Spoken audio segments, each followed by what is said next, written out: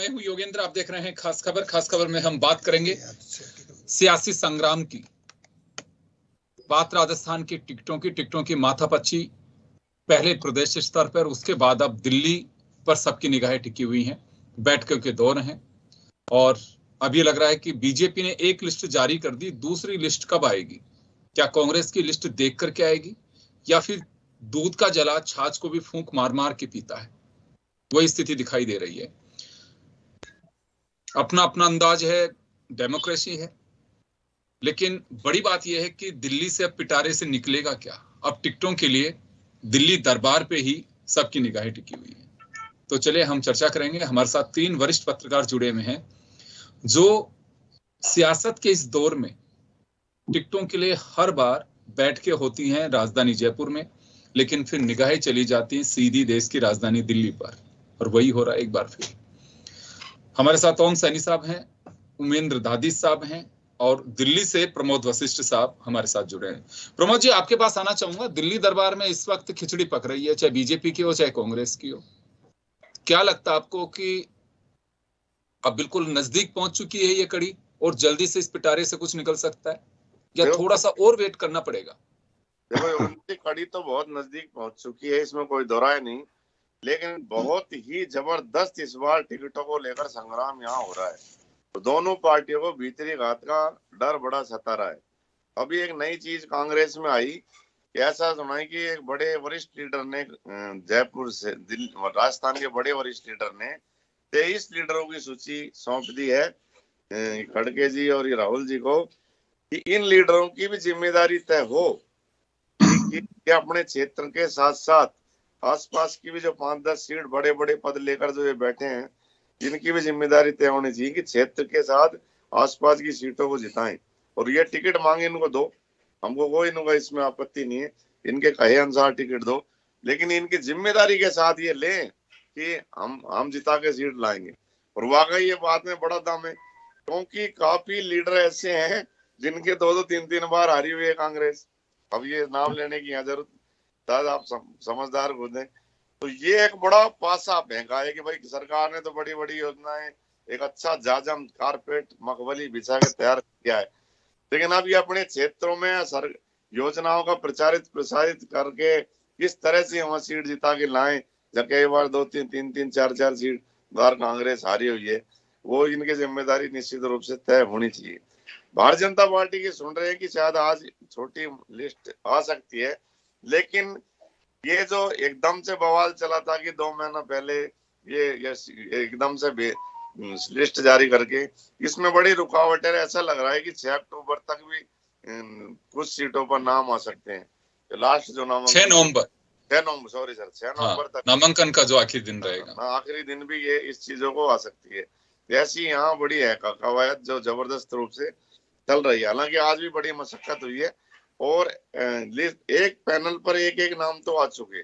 कोई अपवाद 5-7-10 सीटों को छोड़कर जो बड़े लीडर्स से हमारी जैसे बातें हो रही हैं, तो पैनल में जा चुकी हैं एक नाम का जो भी है।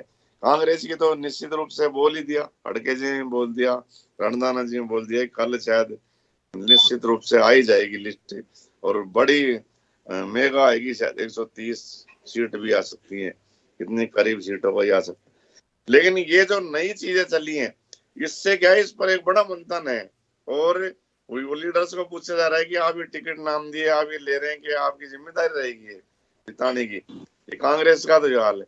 भारतीय जनता पार्टी में जो अभी सांसदों को टिकट देने के बाद एक संग्राम का थोड़ा सा दौर चला, उसको लेकर थोड़ा भय भीतरी घात का, चाहे भला ही छोटा ही हो, कई सीटें ऐसी भी होती हैं जहाँ 5-7 हजार तक हार जीत हो जाती है। तो कोई रिस्क दोनों पार्टियां इसमें लेने के मूड में बिल्कुल भी नहीं है और बिल्कुल फूंक के पद कदम जैसे रखा जा रहा है।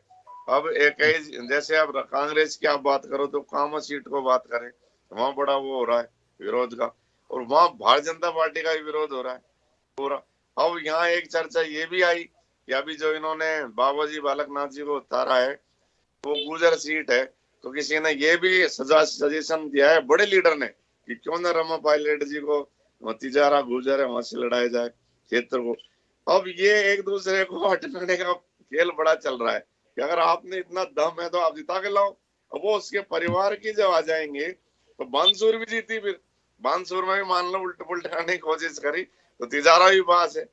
तो ये एक बड़ा फैक्टर है ना लीडरों के, परिवार के, ऐसे लीडरों के जो वास्तव में वहाँ गुजर देखो खूब है वहाँ। निश्चित रूप से अगर वहाँ गुजर को टिकट मिले तिजारा में तो बाबा जी का बहुत, बालकनाथ जी के हालात में मोमडन से ज्यादा फर्क पड़ सकता है निश्चित रूप से, क्योंकि वहाँ दुर्रू मियाँ जी का विरोध है, जैसे कामों में जाहिदा उनका खुला वो हो रहा है। तो ये भारतीय जनता पार्टी और इनका दोनों का वो हो रहा है मिश्रण का प्रत्याशी देख देख के लिस्ट रुकने का कारण यही है। अब ये भी ये देख रहे हैं कि वो लिस्ट दे तो हम किस तरह से, और ये भी हो सकता है कि कुछ सीटों पर मान लो इन्होंने प्रत्याशी घोषित कर भी दिए तो हो सकता है कि वहाँ चेंजिंग हो जाए कुछ सीटों का जो। बिल्कुल बिल्कुल। तो कुल मिलाकर के ये कहा जा सकता है कि कश्मकश की स्थिति बनी हुई है और यही बड़ी वजह है कि टिकटें अभी तक डिक्लेयर नहीं कर पा रही है, चाहे कांग्रेस हो बीजेपी सेकंड लिस्ट हो, क्योंकि 159 सीटों का अभी इंतजार है बीजेपी की सूची आने का। ओम जी, आपके पास मैं आना चाहूंगा, एक लंबा एक्सपीरियंस आपका। यूं तो हर बार टिकटें दिल्ली से वितरित होती हैं, लेकिन पहले ये कहा जाता है कि कुछ सीटों के लिए जहां कंट्रोवर्सी ज्यादा होती थी तो दिल्ली दरबार उसमें दखल करता था, अदरवाइज यहाँ के स्थानीय नेता जो तय करके लेके जाते थे टिकट ऑलमोस्ट वही आते थे। अभी कुछ बदलाव देख रहे हैं आप इसमें? देखिए, जहाँ तक भारतीय जनता पार्टी का सिलसिला है, उन्होंने तो अपने जो भी राज्य के जिम्मेदार लोग हैं उन पर छोड़ा हुआ है। जैसे मारवाड़ मेवाड़ का काम अभी उन्होंने लगाया, अर्जुन मेघवाल साहब ने जो कालवी साहब के पोते को इधर ले आए या फिर उधर मेवाड़ परिवार से एक इधर ले आए, और हमारी दिया कुमारी उसमें मध्यस्थता करती रही। तो वो तो एक सिलसिला इस तरीके से कर रहे हैं कि कहाँ से कौन सा मिस कर रहा है तो उसको कौन लाया जाए। एक सूत्र ये भी ये जो दूसरा मुझे दिख रहा है, कल आज खबर है वो कि कल जब बैठ के चर्चा हो रही थी तो नड्डा साहब के साथ में तो हमारे पूर्व मुख्यमंत्री वसुंधरा जी की कुर्सी कहाँ लगाई थी, ये सब भी खबरें हैं।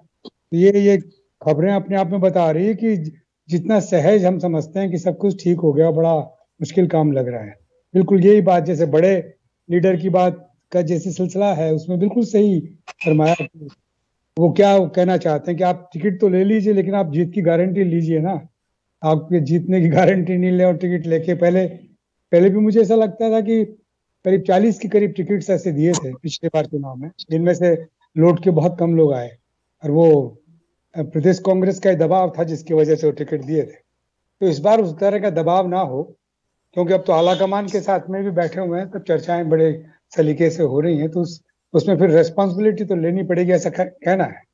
और जातियों का जो पॉलिटिकलाइजेशन है बड़ा स्ट्रांग हो गया है और उसका कमिटमेंट भी बड़ा स्ट्रांग हो गया।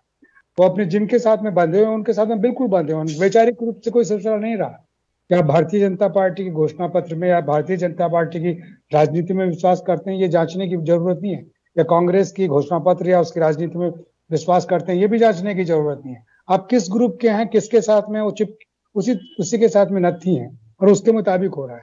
तो दोनों पार्टियां शायद इन ग्रुप के साथ में जो नत्थी वाला सिलसिला है इसको तोड़ना चाहती हैं, और तोड़ के और सचमुच में अपने विचारधारा के मुताबिक लोगों को स्थापित करना चाहती हैं। लेकिन ये बहुत देर हो गई, जैसे ये सब चीजें अब नहीं, अब तो वो जिताऊ लाइए और ऐसा लाइए जिसको निश्चित रूप से जीत जाए। तो मेरा ख्याल है कि इसके लिए इंतजार करना पड़ेगा, और जो कुछ आज तक हो रहा है वो तो अभी उधेड़बुन वाले सिलसिला है, कुछ भी साफ नहीं है। ये तोड़ना भी चाहते हैं, जीतना भी चाहते हैं, ये दोनों एक साथ नहीं हो सकता। तो अभी तो ये कहा जा सकता है कि जो सियासत के जो पंडित हैं, चाहे वो जर्नलिस्ट हो या फिर जो सियासत की बात रखते हैं, या कॉफी हाउस की गॉसिप हो या फिर चौराहे की चर्चा हो, हुक्के पे बैठ करके चर्चा हो, मुझे लगता है सब अभी निरर्थक है जब तक इस पिटारे से कुछ नहीं निकले। क्यों? पहली बार ऐसा माना जा रहा है कि कयास लगाना बहुत मुश्किल है, केवल कयास हैं, सच्चाई क्या होगी किसी को पता नहीं है। जिस सीट को लेकर के हम कयास लगा रहे हैं किस पे, उसका तो फाइनल है, उसको खुद को भी अभी इन स्थितियों देख करके लगता है। मेरी एक पूर्व प्रदेश अध्यक्ष से बात हुई, मैं पार्टी का नाम नहीं लूंगा, उनसे मैंने पूछा कि आपका फाइनल कि टिकट तो मिलेगा, ये बात तो तय है, लेकिन ये नहीं कहा जा सकता कि पुरानी सीट से मिलेगा कि दूसरी सीट से मिलेगा। तो ये स्थितियां भी बनी हुई है। जो मैंने पहले कहा कि पहले राजस्थान के अंदर बीजेपी या चाहे कांग्रेस हो, लिस्टें तय होती थी, पार्टी आलाकमान के पास में जाती थी और ऑलमोस्ट 90% सीट वही होती थी जो यहाँ के नेताओं ने तय की।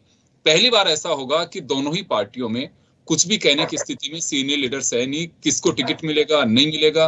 वो लोग मैं भी दिल्ली के अंदर उनकी दयनीय स्थिति देख पा रहा हूं, जिनको लोग बायोडेटा देके जा रहे थे यहाँ पे कि भाई साहब कृपा रखना, आप भाई साहब की तो स्थिति वहां पे खुद की खराब है, वो खुद बायोडेटा दे रहे हैं। तो उमेंद्र जी ये बदलाव देख रहे हैं आप? बिल्कुल देख रहा हूँ, और होना भी चाहिए, क्योंकि बात ही परिवर्तन यात्रा, ये तो परिवर्तन तो दिखना ही दिखना चाहिए। बीजेपी ने टैगलाइन दी परिवर्तन यात्रा, तो देखिए परिवर्तन दिख गया, सांसदों को दे दिया टिकट, और कई परिवर्तन देखने को मिलेंगे, इंतजार कीजिए। तो अब बीजेपी का परिवर्तन क्यों दिखा रहे हो? मतलब मैं तो ओवरऑल दिल्ली में जो कुछ चल रहा है हवा का दौर, क्योंकि अभी समय तो हल्की, क्योंकि पहले ये लग रहा था कि दिन में गर्मी है, चिलचिलाती धूप है, नेताजी क्या करेंगे, एक कुर्ता पायजामे की जोड़ी है। तो लेकिन देखिए ईश्वर ने साथ दिया है, पहाड़ों की बर्फबारी मैदानी क्षेत्र में आने से वो बड़ी राहत की सांस ले रहे हैं कि चले गर्मी तो नहीं है। अब वो बात अलग है कि सियासी गर्माहट का कोई इलाज नहीं हो तो जब तक बाहर नहीं निकलेगा कुछ।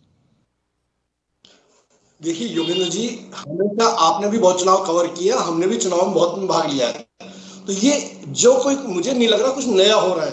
ये सब प्रक्रिया हमेशा होती है, 5 साल का इतना गैप होता है, हम लोग भूल जाते हैं, हमें लगता है कि बहुत नया हुआ है। जिस प्रकार सर्दी हमेशा होती है, ठंड होती है, गर्मी आती है, हम भूल जाते हैं यार इस साल बहुत ज्यादा ठंड बढ़ी, ऐसा नहीं है।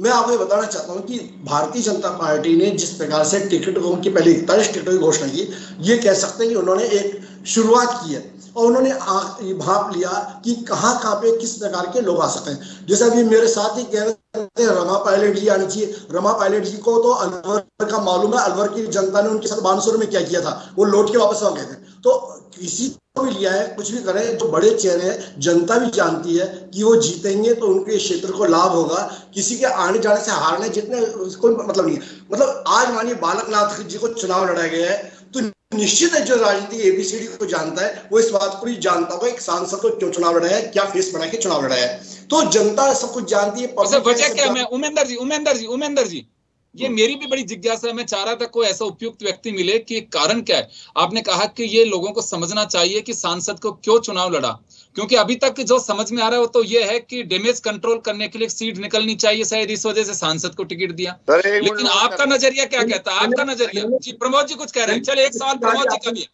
सर। उमेंद्र जी लौटूंगा, प्रमोद जी कुछ कह रहे हैं। उमेंद्र जी की बात में देखो डिफरेंट, मतलब रमा पायलट को तो बड़ा चेहरा है, वो उसका कोई फर्क नहीं पड़े, फिर तो आपने सांसद क्यों लड़ाई साथ? क्या कानपुर में क्या जयपुर में नाम क्या हमारे का नाम जीत गए थे, अलवर है आज ही सर मैं ये नहीं करा हारेगा जीतेगा कौन है। अब जैसे करे बड़े चेहरे से फर्क नहीं पड़ता, फिर आपने क्यों लड़ाई सांसद? रमा पायलट जी बाबा बालकनाथ से बड़ा चेहरा नहीं है। मैं ये नहीं कह रहा हिम्मत है, सचिन जी आए, सचिन पायलट है, मुकाबला अच्छा होगा। तो वहाँ की चर्चा की हम सारी बात रख रहे हैं कि रमा पायलट आ रहा है सर, और उसके पीछे है अगर पायलट आती है तो पायलट पड़ेगी, ये खेल नहीं रहा। जी सर, हाँ जी। चलिए मैं तो एक बात जानना चाह रहा था सर, आपने कहा कि लोगों को समझना चाहिए कि सांसद को वहां से चुनाव क्यों लड़ाया है, तो मैं जानना चाह रहा हूं वाकई क्यों लड़ाया है। देखिए योगी जी, हमने पिछली डिबेट में चर्चा की थी, बात मैंने आपको निवेदन किया था कि जब कोई टीचर किसी क्लास में, प्रोफेसर यदि किसी क्लास को लेगा, एक सामान्य शिक्षक लेगा, तो जनता जानती है कि विकास की धारा बहेगी, अनुभवी व्यक्ति है, केंद्र में मंत्री रहे, तो आगे तो देखो नेपथ्य में सब कुछ हो सकता है, कुछ न कुछ संभावनाएं होती है, तभी बड़े चेहरे सामने लाए जाते हैं। यानी आप देखिए कि आज मानिए मोदी जी के जिन साथ जिन्होंने काम किया, अनुभवी व्यक्ति वो राजस्थान में आते हैं, वहां मंत्री बनते हैं, कुछ भी बनते हैं, तो राजस्थान को लाभ तो मिलेगा ही मिलेगा। आज भारतीय जनता पार्टी ने जो जो संभावित नाम थे कि ये मुख्यमंत्री हो सकता है, ये मुख्यमंत्री, सबको मैदान में छोड़ दिया। अब ये देखिए भाई, जो भी होगा मुख्यमंत्री बनेगा, ये योग्य व्यक्ति मिलकर उसकी सरकार को चलाएंगे, उसका सहयोगी बनेंगे, तो अच्छा संदेश दिया है। और इसमें देखिए पर्दे के पीछे क्या है, अभी क्या है, अब राज को राज। उमेंद्र जी मेरे ख्याल में आप सवाल को डाइवर्ट कर रहे हो। सवाल ये नहीं है, मैं आप 3 एक्सपर्ट्स को इस वजह से मैंने बैठाया है जिससे मैं ये उम्मीद करता हूं कि राजनीति के दौर में जो बदलाव आप देख पा रहे हैं, हम देख पा रहे हैं, राजस्थान, इंडिया, सब जो लोग देख रहे हैं, टिकटों की दौड़ दिल्ली तक पहली बार नहीं, हर बार होती है। सही बात है। नई दौर में, इस नए दौर में नई चीज में ये देख पा रहा हूं कि जिनको, आप समझना सर, जिनको लोग यहाँ भाई साहब को अर्जियां देके जा रहे थे अपने टिकट की, वहां जाकर के वो खुद अर्जियां दे रहे हैं। तो एक बदलाव जो है कि जिन लोगों को, तो ये बदलाव जो देख रहा हूँ, ये बदलाव मेरे को सर किसी ने भरतपुर के मेरे एक मित्र, उन्होंने फोन किया कि मैं कि सर एक बड़ी चीज देख रहा हूँ, टिकट तो मेरा कोई लेना देना नहीं है, मैं तो बस एक एंजॉय करने के लिए, मैंने भी मेरा एक फाइल दी थी वहां पे और अभी यहाँ पे भी लेके आया हूँ। और मैं मिलने आया था किसी कदावरी नेता से यहाँ पे, कि यहाँ तो लेकिन जिनको मैं बायोडाटा मेरा दे रहा था वो तो खुद कतार में खड़े हुए मध्य प्रदेश के नेताओं के साथ में वोट बायोडाटा दे रहे हैं यहाँ पे। तो देखिए मतलब कितना मजबूत नेतृत्व, मतलब ऊपर देखे दिल्ली में बैठे लोग कितने मजबूत हो गए कि प्रदेश के नेता जो अर्जियां ले रहे हैं वो खुद दर्जी ढूंढ रहे हैं बेचारे वहां पे कि हमारी सियासत की कमीज कैसे सिलेगी। यही बदलाव देख रहे हैं आप। यही तो निवेदन जी मैं आपसे कि ये भारतीय जनता पार्टी एक ऐसी नीति और ऐसी परंपरा है कि यहाँ सब छोटा बड़ा सब समान है, यानी कोई गलत फहमी नहीं पाले कि मैं हाई कमान हूँ। ये हाई कमान आप बीजेपी में लेके जाइए, मैं तो कांग्रेस बीजेपी दोनों की, सर उमेंद्र जी, मैं बीजेपी कांग्रेस दोनों के नेताओं की वस्तु स्थिति से अवगत करा रहा हूं और डिबेट के बाद में आपको नाम भी बताऊंगा कि बीजेपी से तो ये व्यक्ति सुबह फलाने को बायोडाटा देके आया आज, और कांग्रेस से इस व्यक्ति ने उसको बायोडाटा दिया आज। मेरे निवेदन को सुन लीजिए, मेरी बात तो कह लेने दीजिए आप मुझे। मैं यही निवेदन कर रहा हूं कि मैं भी बात कर रहा हूं भारतीय जनता पार्टी की, यानी कितना बड़ा परिवर्तन, कोई व्यक्ति गलत नहीं पाल सकता कि मैं हाई कमानू, मैं गीला कमानू, सूखा कमानू। यहाँ तो सामान्य कार्यकर्ता और बड़ा नेता सब समान है, यानी आवश्यकता पड़ने पर कार्यकर्ता बेस की जो पार्टी होगी उसमें सबको बायोडाटा लेके घूमना पड़ सकता है। ये एक कांग्रेस में क्यों नहीं परंपरा है कि जो बढ़ गया हमेशा एक मठाधीश बढ़ गए, वह तो चादर उड़ाई जाती है, चादर उड़ाने की परंपरा मैंने भारतीय जनता पार्टी में। नेता भी जो यहाँ बायोडाटा दे रहे थे वो दिल्ली में बायोडाटा दे रहे हैं बेचारे खुद के। बढ़िया है। मैं तो इस बात को एक बात ही कह सकता हूँ, कांग्रेस के एक बड़े नेता है हेमाराम जी, मैं तो उनको भी एक आदर्श मानता हूँ। जो उन्होंने कह दिया भाई मुझे चुनाव नहीं लड़ना, दुनिया उनको मना रही है, इस प्रकार की राजनीति में शिक्षिता की बात आती है तो स्वीकार करना चाहिए, चाहे कांग्रेस चाहे बीजेपी हो। हेमाराम उनका तीसरा चुनाव है, ये उनका तीसरा चुनाव इस स्टाइल वाला तीसरा चुनाव हेमाराम जी का। उन्होंने उदाहरण हो रही है। चले उमेंद्र जी मैं लौट रहा हूँ। प्रमोद जी कुछ कह रहे हैं। प्रमोद जी सर मैं कह रहा अलवर में एक नेताजी अपने साथ 10 लोगों को टिकट लेने गए सर्किट हाउस में, तो वो अपने समर्थक ले गए, खुद 9 समर्थक थे, खुद वो थे। वहां क्या हुआ कि उन्होंने भी फॉर्म भर दिया, 10 जो समर्थक ले गए उन्होंने भी टिकट, तो उस सीट पर 38 लोगों ने टिकट मांग लिया। आप बिल्कुल सही कह रहे हैं केंद्र जी कि समर्थक वो तो ले गए, भीड़ भाड़ में समोसा कचौरी खिलाई, उनको बड़ा तैयार किया, वही आप मांगेंगे उड़ता पजामा पहन के, और उन्होंने भी टिकट मांग लिया। तो गांव में जैसा सुनते हैं कि बहती गंगा कोई भी हाथ धो, ये कहा जाता है राम नाम की लूट है, लूट सके तो लूट, कोई भी लूट। यही स्थिति सर हो रही है। तो ये सर मुझे लगता है ना, जो कि लगता ये है कि ये इतने आतंकित हो रहे हैं अपने नेतृत्व से, चाहे वो भारतीय जनता पार्टी हो चाहे वो कांग्रेस हो। भारतीय जनता पार्टी की तो खैर कोई बात ही नहीं है, उनके यहाँ तो मोदी जी और अमित शाह के बाद में कोई बसता ही नहीं है, नड्डा वड्डा कुछ नहीं। प्रदेश का जो संगठन है वो बिल्कुल बोना हो गया उनके सामने, एक शब्द नहीं बोलते हैं। इसी तरीके से कांग्रेस में मुझे लग रहा है कि जो कुछ यहाँ तय होता है उसके बाद में जिस तरह की बातें होती हैं कि अगर आप ये कर रहे हैं तो ये गारंटी लीजिए और आप ये कर रहे हैं तो ये गारंटी लीजिए, मतलब आपको जांचने का जो सिलसिला आपके पास में आपने बना रखा है उसके माध्यम से तो कुछ आपके समझ में आ नहीं रहा। तो आप पूछ रहे हैं कि गारंटी लीजिए, यानी गारंटी लेने पे आप किसी को भी खड़ा कर देंगे, इसका क्या मतलब हुआ? ये जो चीजें छन के आ रही हैं इससे पता लगता है कि पॉलिटिकल पार्टीज का नेतृत्व बिल्कुल बोना हो चुका। प्रदेश का नेतृत्व तो है ही नहीं कहीं। कांग्रेस में तो फिर भी दिख रहा है। मुझे कल आंख दिखाते हुए डोटासराय जी का भाषण सुनना पड़ा, वो बड़ा अच्छा लगा मुझे कि अच्छा ये तो ठीक है कि मैं क्या होता है, कांग्रेस होती है। ये जो अपनी पार्टी के प्रति और अपने घोषणा पत्र के प्रति जो लगाव का सिलसिला है वो उन्होंने कल खड़गे साहब की मीटिंग में पेश किया, वो अच्छा लगा। इससे पॉलिटिकल पार्टी प्रदेश संगठन के जिंदा होने का सबूत मिलता है। प्रशस्तिगान से कोई संगठन मजबूत नहीं होता। प्रशस्तिगान तो कोई भी कर सकता है, किसी भी आदमी को सिखा दीजिए, वैसे करने लग जाएगा। वो ये अच्छी स्थिति नहीं है। अब आप तोड़ ढूंढ रहे हैं जातियों के अंदर कि अगर कालवी चले गए तो दूसरा ले आइए, वहां पर मेवाड़ में और हो गया तो उसको ले आइए, क्योंकि उनको मत लाइए जो आपसे नाराज हैं, उनको नहीं उठने देना है, जो उनको तो बिल्कुल परे ही रखिएगा। ये इस तरह की पॉलिटिक्स जब हो रही है तो आप समझ लीजिएगा कि वैचारिक रूप से कहाँ मजबूत है, वैचारिक रूप से तो बिल्कुल ढहरा है। मेरा ख्याल है कि इस बात पे गौर करना चाहिए।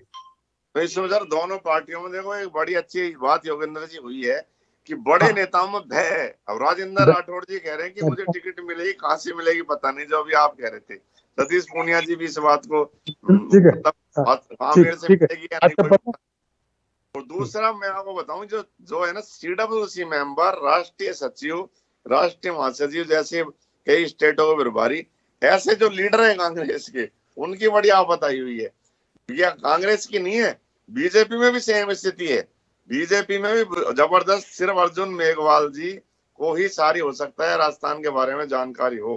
मेरे को तो, और अभी आउम जी भाई साहब जो कह रहे हैं सही है, यहाँ के प्रदेश अध्यक्ष को पता नहीं है लिस्ट में क्या है अर्जुन मेघवाल जी के अलावा, या फिर ऊपर 2 वो हैं। वो तीसरा जो बहुत अच्छी बात है, इसका स्वागत करना चाहिए। कम से कम मोनोपोली नहीं है, किसी की तानाशाही नहीं है। हम तो चाहेंगे बीजेपी आएगी तो योगेंद्र जी मीडिया सलाहकार बनेंगे। इस बात को आप लोग स्वीकार की बात है। ये तो एक अच्छा संदेश दिया है पार्टी ने, बढ़िया है। आपको पता है, हमने देखिए भुगता हमने डिक्टेटरशिप को, जब मिसेस गांधी ने किया था, इमरजेंसी लगाई थी, तो हमें मालूम है क्या हो रहा है। आप कहते हैं ये बहुत अच्छा सवाल कर रहे हैं।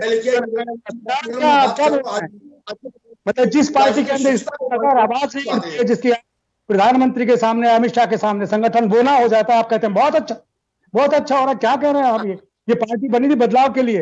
ये पार्टी इसलिए पैदा हुई कांग्रेस की तानाशाही सबूत को नष्ट किया जाए, उसके साथ में डेमोक्रेटिक पार्टी खड़ी की जाए। आपको पता है, ने देखा है उसको क्या भारतीय जनता पार्टी को। देखिए पत्रकारिता बदनाम होती है इससे। आप जिस तरीके से एनालाइज कर रहे हैं, ऐसा नहीं होता एनालाइज करना है कि कांग्रेस क्या कर रही है और बीजेपी क्या कर रही है, स्पष्ट होना चाहिए। प्रदेश संगठन बिल्कुल बोना नजर आ तो बोना कहिए ना उसको, कहीं नहीं उनके पास बड़ा हवा हो गई, उसके बाद सारा चल जाए अपना परिवर्तन। नड्डा आ रहे हैं, प्रधानमंत्री आ गए, 13 बार वाइस प्रेसिडेंट आ गए, नड्डा रोज जोर लगा रहे हैं। आप कहना बड़ा अच्छा हो रहा है। संगठन जो इतना बेहतरीन बना हुआ था भारतीय जनता पार्टी का, जिसमें अपने कार्यकर्ता थे, मैंने देखा है ना, भैरव सिंह जी के वक्त में देखा, ललित जी के वक्त में देखा, रामदास जी के वक्त में देखा, वसुंधरा जी के वक्त में देखा, वो सब बोना हो रहा है। आप कह रहे हैं बहुत अच्छा हो रहा है। मैं कह रहा हूँ कहाँ हो रहा है भाई? कांग्रेस में भी आप, मैं कह रहा हूँ बहुत अच्छा हो। खड़गे ने जब खड़गे की सभा में जब प्रकाश सारा बोले तो ये डेमोक्रेटिक में क्या होता है, कांग्रेस होती है। सामने इस प्रकार के निर्णय तो उनको लेने ही पड़ेंगे, ठोस निर्णय तो लेने ही पड़ेंगे, ठोस हमें फर्क नहीं पड़ता, लेकिन वो डेमोक्रेट होने चाहिए। डेमोक्रेसी के खिलाफ कोई खड़ा होता है, कोई बोलता है, कभी मत सुनो, चाहे वो बीजेपी बोल रही हो चाहे कांग्रेस बोल रही हो। ये हमारा दायित्व बनता है जिंदा रखें। मैं माफी चाहूंगा सर, समय हो चुका, मैं माफी चाहूंगा। प्रमोद जी, राजस्थान में एक बार, हाँ सर, एक बात बोलूंगा सर आपको योगेंद्र जी, कि इस बार है ना, मुझे ऐसा लग रहा है कि जैसे 10-15 अदर्स आते हैं, लेकिन इस बार कम से कम 25 अदर्स आएंगे। आप देखना एक घमासान, ये वोटों का ध्रुवीकरण, इस बार जो हालात दिल्ली में पैदा हो रहे हैं, उससे निश्चित रूप से ये लग रहा है। और कल कांग्रेस की तो केंद्रीय चुनाव समिति की मीटिंग है, तो कल वो मीटिंग का निश्चित रूप से टिकट आ ही रहे हैं सारे के सारे। और भारतीय जनता पार्टी ये सोच रही है, 2 महीने के पहले गहलोत जी ने कहा था, मुझको तो अब ये लग रहा है कि इन्हें चुग्गा कह रहा था कि भाई ये हमारा चुग्गा देख के अपने टिकट कर दे, फिर अपनी स्ट्रेटेजी चलाएंगे। तो ये रणनीति, नहीं तो 2 महीने पहले टिकट का देखो कुछ हुआ ही नहीं। और हर पार्टी का है कि अच्छा मंथन करके टिकट दे, और रणनीति अपनी अपनी पार्टी की होती है किस तरह से जो है जीतने के लिए, क्योंकि चुनाव में ही नहीं जीते तो कब जीते। लेकिन ये सब तमाम पहलुओं पे योगेंद्र जी, उसके बाद कि दिल्ली में माहौल इस बार कुछ जबरदस्त तरीके का है। और अब वो वाली स्थिति भी नहीं हो रही कि हर लीडर से हर मिल के साहब टटलूबाजी मिल जाते हैं ना, अटेजी पकड़, वो वैसी स्थिति भी अब नहीं है। क्योंकि इस बार बहुत कई चालनी लगी पड़ी हैं, जिनमें छन छन के पानी नीचे तक आ रहा है। अब छोटी चालनी से दोनों पार्टियों में कौन आएगा, चुनाव में अच्छे प्रत्याशी की उम्मीद बनी है इससे। जी सर। जी चलिए, मैं एक बात और कहना चाहूंगा कि एक बात यहाँ पे बेशक माननी होगी, दिल्ली की जो कवायद है अनायास नहीं है, क्योंकि उनकी अपनी खुद की यहाँ पे रेकी की हुई है उन्होंने, चाहे बीजेपी हो चाहे कांग्रेस हो, वो प्रदेश के नेताओं के भरोसे ही नहीं है, उनकी अपनी कवायद भी है कि क्या वाकई प्रदेश नेतृत्व जो शॉर्ट लिस्ट करके ला रहे हैं वो उनके सर्वे से मैच कर रहा है कि नहीं कर रहा है। ये दोनों ही तरफ है। इसी वजह से जो गारंटी अभी तक राजस्थान में बांट रहे थे, अब खुद की गारंटी ढूंढते फिर रहे हैं कि गारंटी का होगा क्या। आप गारंटी जनता को बाद में देंगे, पहले तो खुद की गारंटी लेनी होगी कि हाँ गारंटी, क्योंकि यहाँ इस वक्त दोनों ही पार्टियों में गारंटी का खेल बहुत चल रहा है कि कौन किसको जिता सकता है। चले, मैं माफी चाहूंगा और आप सभी का बहुत बहुत शुक्रिया। खास खबर में इतना ही, दीजिए इजाजत, नमस्कार।